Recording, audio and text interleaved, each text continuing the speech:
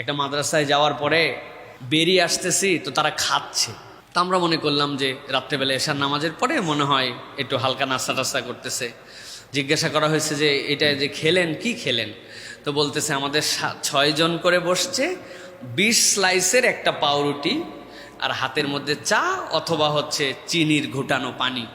প্রত্যেকে ভাগে পাইছে 2টা, কেউ 2.5টা, আর কেউ স্যাক্রিফাইস করলে 3টা। এই ভাগ করে খেয়ে এটাই হচ্ছে তাদের রাতের খাবার। দুপুরে কি খাইছো? রাত্রে হালকা খেলে তার মানে দুপুরে কয় দুপুরেও এইটা। টানা 7 দিন মাঝে মাঝে এইটা খেতে হয়। শুক্রবারে একদিন যদি গোশ আর কিছু রাইসের ব্যবস্থা হয় তাহলে খায়, না হলে ভুট্টানাটা গুলায়া ওই আটা খায়। কিন্তু মুখগুলার হাসি, অন্তর ভরা প্রশান্তি, ওই দিন রাত্রে আমি আর খাইতে পারার জোগান নাই। ভিতরে এমন অস্থিরতা তৈরি করছে আমার বাচ্চারে খাওয়ানোর জন্য, আমাদের বোর্ডিংয়ে ব্যবস্থাপনার জন্য। কোনো একজন যদি বাপের বেটা থাকেন, আমি সহ হাত তোলেন যে জীবনের টানা 1 দিন 3 ওয়াক্ত পাউরুটি খায় কেবল থাকছি। সম্প্রতি আপনি উগান্ডা সফর করলেন, উগান্ডা সম্পর্কে আপনার কেমন ধারণা? আমি কেবল উগান্ডা সফর করি নাই, আমরা আফ্রিকার কয়েকটা জায়গাতে আমরা গিয়েছি, কেনিয়া, উগান্ডা, এরপরে ব্রেক নেওয়ার জন্য গিয়েছি আমরা ইথিওপিয়া, এরপরে উগান্ডার বিভিন্ন অঞ্চলে গিয়েছি।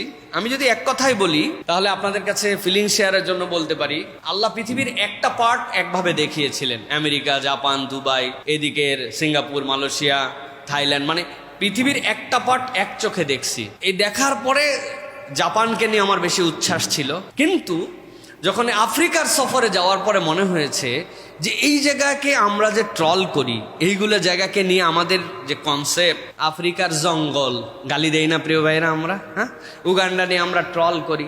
কিন্তু আমার যে ধারণা সেটি হচ্ছে, রিয়াল মানুষের হাসি যদি দেখতে চান, মানুষের নেচার যেটা মানবিকতার নেচার, এটার বহিঃপ্রকাশ যদি দেখতে চান তাহলে আফ্রিকায় যেতে হবে। মানুষ হাসে, ফেক হাসে না, দিল থেকে হাসে। কৃতজ্ঞতা, বিশাল সন্তুষ্টির কৃতজ্ঞতা। ও ভাই, আমার প্রিয় ভাইয়েরা, আমার প্রিয় অভিভাবকরা, একটা মাদ্রাসায় যাওয়ার পরে বেরিয়ে আসতেছি তো তারা খাচ্ছে। তা আমরা মনে করলাম যে রাত্রেবেলা এশার নামাজের পরে মনে হয় একটু হালকা নাস্তা টাস্তা করতেছে। জিজ্ঞাসা করা হয়েছে যে এটা যে খেলেন কি খেলেন, তো বলতেছে আমাদের 6 জন করে বসছে, 20 স্লাইসের একটা পাউরুটি আর হাতের মধ্যে চা অথবা হচ্ছে চিনির ঘুটানো পানি। প্রত্যেকে ভাগে পাইছে 2টা, কেউ 2.5টা, আর কেউ স্যাক্রিফাইস করলে 3টা। এই ভাগ করে খেয়ে এটাই হচ্ছে তাদের রাতের খাবার। দুপুরে কি খাইছো?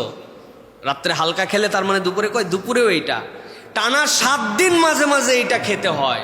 শুক্রবারে একদিন যদি গোশ আর কিছু রাইসের ব্যবস্থা হয় তাহলে খায়, না হলে ভুট্টানাটা গুলায়া ওই আটা খায়। কিন্তু মুখগুলার হাসি, অন্তর ভরা প্রশান্তি, ওই দিন রাত্রে আমি আর খাইতে পারার জোগান নাই। ভিতরে এমন অস্থিরতা তৈরি করছে আমার বাচ্চারে খাওয়ানোর জন্য, আমাদের বোর্ডিংয়ে ব্যবস্থাপনার জন্য।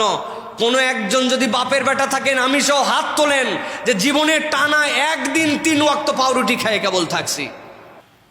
কি জীবন, কি বাস্তবতা, কিন্তু কি হাসি খুশি মন তাদের। এটা নিয়ে তাদের শেকায়েত নাই, এটা তাদের দিলের প্রশান্তির জায়গা। এটা 1 নম্বর পয়েন্ট।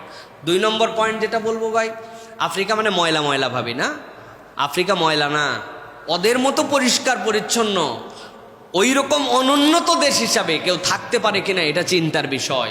রাস্তাঘাট, কোনো জায়গায় কলার খোসা, চিপস প্যাকেট, বোতল, আপনি মাইলের পর মাইল যাবেন খুঁজে পাবেন না। কি আশ্চর্য কথা! জামা কাপড়, বাচ্চাদের স্কুলের জামা কাপড় যদি আপনি দেখেন, আপনি অ্যাস্টনিশড হয়ে যাবেন। কাদার উপর দিয়ে হেঁটে যাচ্ছে, চকচকা কালো জুতা, ধবধবা সাদা মোজা, এত পরিষ্কার। আমার বাচ্চারাও ঢাকা শহরে কাদা খুঁজে পায় না, ওদের জুতার মোজাও এত সুন্দর থাকে না। পরিষ্কার পরিচ্ছন্নতার জ্ঞান তাদের থেকে নেওয়া আছে। কত বড় বড় আমরা গল্প দেই, আয় হায়। এই রাস্তা দিয়ে আসার সময়, যাওয়ার সময় দেখবেন হরেন, বেল, আপনারা পাগল বানায় ফেলছে। পুরা আফ্রিকায় থাকা অবস্থায় 10টা হর্ন শুনতে পাই নাই। তাও হর্ন যে 10টা শুনছি, বাঙালি ড্রাইভার যেহেতু আমাদের সাথে চালাচ্ছিল, উনি বাবা দিয়ে কয়টা হর্ন দিছে, ওরা দেয় নাই। হর্ন নাই, মানুষ কত সুন্দর করে চলতেছে, মনে করছেন জ্যাম নেই, জ্যাম আছে। এই মানুষগুলার সত্যকে গ্রহণ করারও মানসিকতা আছে। ওদের কাছে বিভিন্ন প্রজেক্ট নিয়ে বিভিন্ন জন গেছে, যে তাদেরকে ধর্মান্তরিত করে ফেলছে। আমরা মুসলমানরা পিছায় আছি, আমরা যদি তাদেরকে ঠিকঠাক মতো দাওয়াত দিতে পারি, বাকি অংশগুলো ইসলামের দিকে চলে আসবে তারা, প্রিয় ভাইরা। সুতরাং আফ্রিকা, উগান্ডা, এইগুলা দেশ ভরপুর নিয়ামতের দেশ, সৌন্দর্যের দেশ, দেখার মতো সৌন্দর্যের দেশ এইগুলো, কিন্তু এমনভাবে তাদেরকে উপস্থাপন করে রাখা হয়েছে যে আমরা তাদেরকে একদম ব্যাকডেটেড বানায় রাখছি, প্রিয় ভাইরা। উপরে কালো, অন্তরটা সাদা, আর আমাদের উপরে সাদা, ভেতরটা কালো। এটা হচ্ছে বেসিক পার্থক্য। আল্লাহ রাব্বুল আমিন আমাদেরকে, আমাদের ভাইদেরকে, প্রত্যেককে ইমানের উপরে আসার তৌফিক দান করেন।